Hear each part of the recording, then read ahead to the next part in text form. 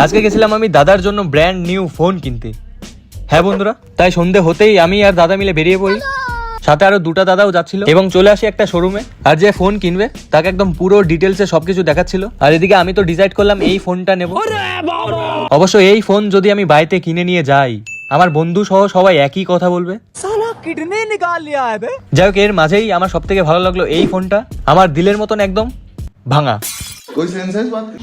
যাই হোক, তখন শুধু সব ফোনই দেখলাম, সেখানে একটাও ফোন কিনলাম না। এরপর বৌদিকে নিয়ে চলে গেছিলাম আর একটা অন্য দোকানে, যেখানে আমার কাছে এই ফোনটা বেশ ভালোই লাগলো। ক্যামেরাটা চেক করা যাক, চলো। चलो भाई देखो अब मैं क्या कर। এই দেখো, এ কি, বৌদিকে তো পুরো শাহরুখ খান লেভেলের লাগছে।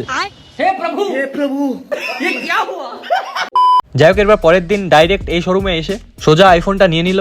আর এই দেখো জাস্ট বৌদির হাসি। और उस स्माइल को अंदर से स्ट्रॉन्ग बनाता है Colgate strong teeth. By the way, আজকের ভ্লগ এতটুকুই। বাই।